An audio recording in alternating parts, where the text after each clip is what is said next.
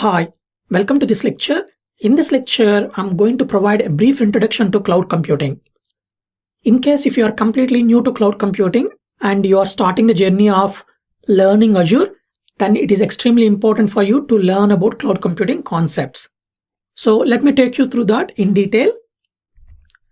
What is cloud computing? Cloud computing is the delivery of computing services such as servers, storage, databases, networking, software, analytics and intelligence, and many more over internet. Let me take an example to explain about cloud computing. In case if you are starting a startup company, generally when you start the company, you will rent an office. You won't build an office, but you rent it. Similar concept goes with cloud computing also.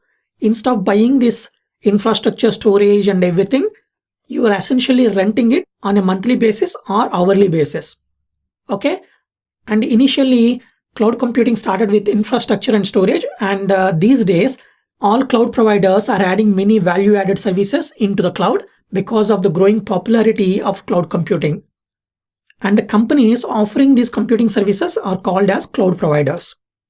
One important thing and the biggest advantage of cloud computing is whatever the cloud services that you use, you will always pay based on the usage. So there won't be any upfront costs. Okay. So why we need to adopt cloud computing? So what are the advantages of it? Let me take you through that. First one is cost. Hugely reduced capital costs of buying hardware and software. Earlier, when you need to build a data center, it's a multi-million project and it takes 6 months to 1 year. Now, if you want to build your own private space in the cloud, you can do in a matter of days rather than in a matter of months or years. In fact, if you have design ready, you can do in a matter of hours also. That's the second advantage, speed. Computing services can be provisioned in minutes, typically within few mouse clicks. And the third advantage is scalability. Computing resources can be scaled up and down within matter of minutes according to business requirements. So for example, you have 6 terabytes of data, and if you want to add another 4 terabytes of data, within matter of minutes, you can add additional 4 terabytes of data. Okay. And the fourth one is productivity. Cloud computing takes out hardware setup and patching, etc. So IT team can focus on achieving business goals. Basically, with cloud computing, you have less operational effort. So you don't need to apply patching. You don't need to maintain hardware. Or in fact, if you go with PaaS, you don't need to maintain the operating system also. Thereby, it frees up time for IT team to focus on other value-added areas to add value to the business. And the fifth one is reliability. Cloud computing makes data backup, DR, and business continuity less expensive and faster recovery. And the final advantage is security. I know many people might contradict with me in this area, but having worked in cloud for a number of years and even worked with the very sensitive areas, I can confidently say you can secure your resources within cloud very effectively, just like your on-premises data center. And many cloud providers offer a broad set of policies, technologies, and controls that strengthen your security posture overall.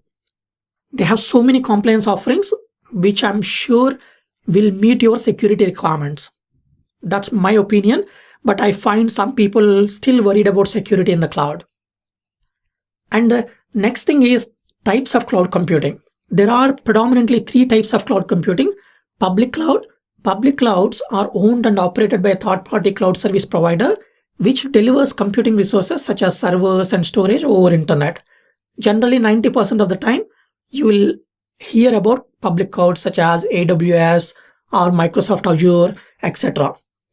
And there is something called private cloud. A private cloud refers to cloud computing resources used exclusively by a single business or organization. A private cloud generally located physically on company's on-premises data center. However, generally sometimes what happens is the bigger companies generally outsource their data center. That means there will be one data center. Parts of it will be used by different companies. But that part is solely for the purpose of that company. So for example, IBM Private Cloud is one example of private cloud. And finally, hybrid cloud. Hybrid cloud combines public and private clouds bound together by technology that allows the data and applications to be shared between them. 90% of the times where I have provided my consultancy, always people go with hybrid cloud. They will have some applications, i.e. in other words, mission critical applications within their on-premises data center and some applications within cloud, and they connect all these applications using different cloud offerings such as Direct Connect in AWS and ExpressRoute in Microsoft Azure.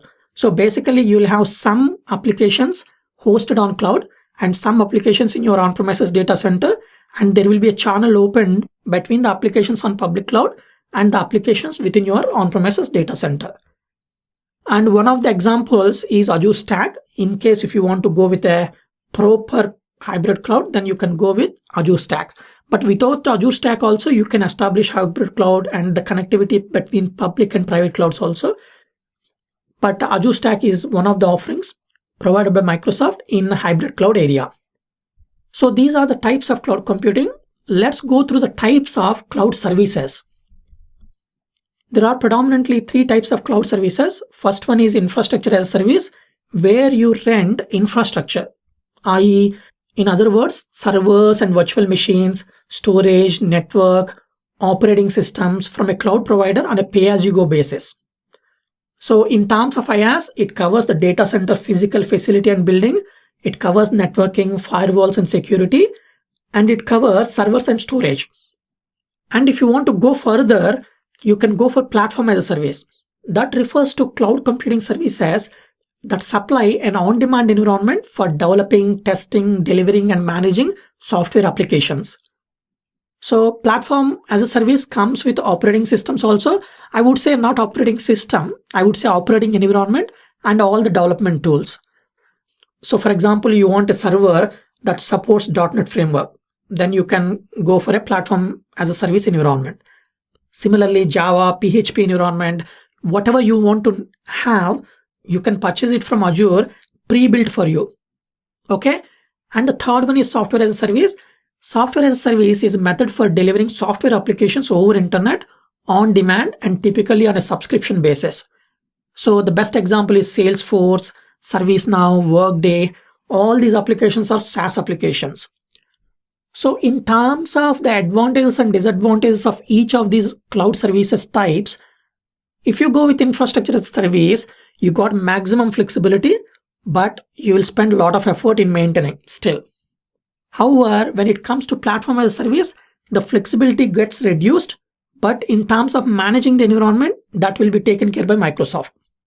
Okay. And in terms of software as a service, the flexibility is further reduced, but the effort, the IT effort to maintain the environment is also further reduced. So if you want more flexibility, then you need to go with infrastructure as a service.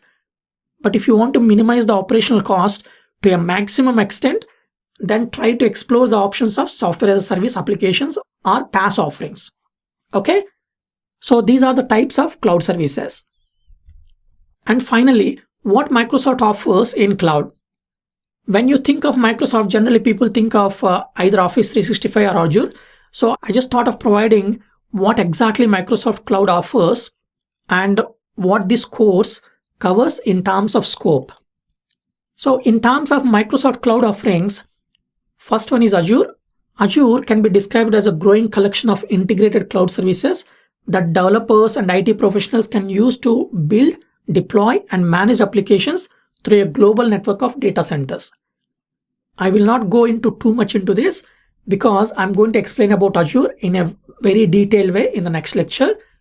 But in terms of Azure, it offers IT infrastructure, servers, operating environments, and many more services such as IoT services, artificial intelligence, cognitive services. All those stuff are offered under Azure umbrella. And the next thing is Office 365. Office 365 includes Microsoft Office software suite over the life of subscription. So Office 365 includes Word, Excel, PowerPoint, Skype. Based on the type of subscription you purchased, you will get a host of applications which you can install on your desktop and start using it. But you are not actually purchasing the license of Office forever. You're only purchasing on a subscription basis. So you don't need to spend large amount of money in buying licenses. Instead of that, you'll just rent them on a subscription basis. And the third one is Microsoft Dynamics 365. Dynamics 365 is a cloud-based ERP and CRM enterprise system. So it is available in 2 editions, Business and Enterprise, and it includes 11 applications. So there are a lot of applications, but if you look at Microsoft Dynamics 365, you can think of SaaS service. Basically, it is an enterprise SaaS platform using which you can manage, for example, HR, human resources, finance, operations, and many more. There are around 11 applications that are available.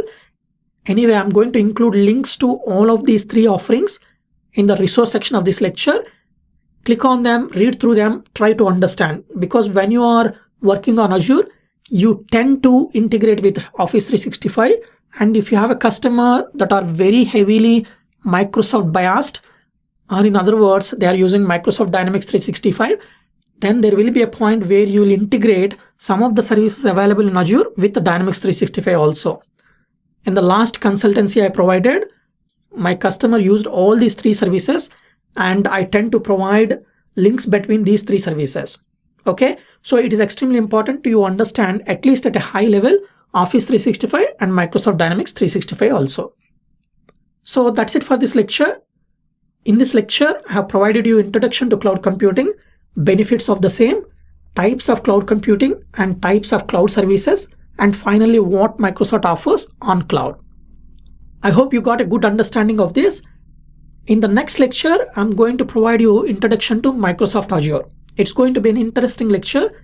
So if you have some time, please join me in the next lecture.